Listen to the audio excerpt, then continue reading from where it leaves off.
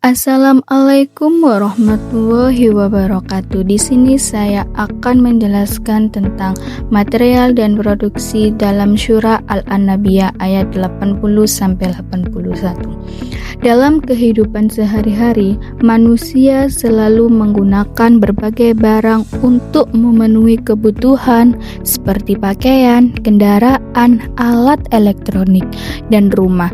Semua barang tersebut berasal dari bahan mentah atau material yang kemudian diolah melalui proses produksi, sehingga menjadi barang yang berguna dan memiliki nilai manfaat.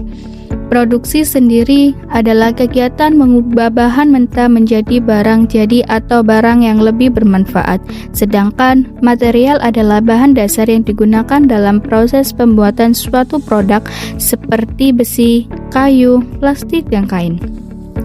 Dalam Islam, kegiatan produksi juga dijelaskan dalam Al-Quran. Salah satunya terdapat pada Surah Al-Anbiya ayat 80-81.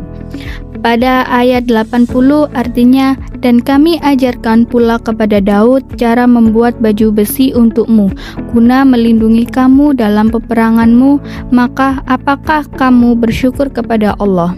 Dari ayat tersebut kita dapat memahami bahwa Allah mengajarkan Nabi Daud keterampilan dalam mengolah besi menjadi baju besi yang berguna untuk perlindungan. Hal ini menunjukkan bahwa manusia diberi kemampuan untuk mengolah material menjadi produk yang bermanfaat. Jika dikaitkan dengan kehidupan sekarang, besi tidak hanya digunakan untuk membuat baju pelindung, tetapi juga kendaraan, bangunan, alat rumah tangga, dan berbagai kebutuhan lainnya. Ini membuktikan bahwa perkembangan teknologi membuat manusia semakin mampu mengolah material menjadi produk yang lebih modern. Selain itu, ayat ini juga mengajarkan bahwa hasil produksi sebaiknya memberikan manfaat dan perlindungan bagi masyarakat, bukan justru merugikan orang lain. Kemudian pada ayat 81 artinya, dan telah kami tundukkan untuk Sulaiman angin yang sangat kencang tiupannya yang berhembus dengan perintahnya ke negeri yang kami beri berkah padanya, dan kami maha mengetahui segala sesuatu. Dari ayat ini kita belajar bahwa Allah SWT memberikan Nabi Sulaiman kemampuan memanfaatkan angin untuk membantu perjalanan dan berbagai urusannya. Hal ini menunjukkan bahwa sumber daya alam dapat dimanfaatkan untuk membantu aktivitas manusia.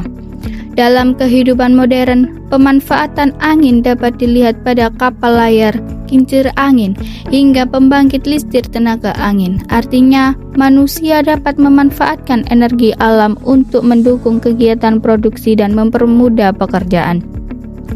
Dari kedua ayat tersebut, ada beberapa pelajaran yang dapat kita ambil. Pertama, manusia harus memanfaatkan ilmu, pengetahuan, dan keterampilan untuk menghasilkan sesuatu yang bermanfaat.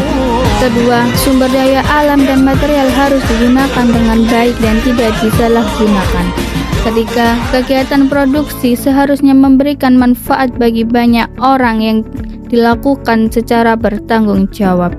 Kesimpulan surah Al-Anbiya ayat 80-81 mengajarkan bahwa manusia memiliki kemampuan untuk mengolah material dan memanfaatkan sumber daya alam menjadi sesuatu yang berguna.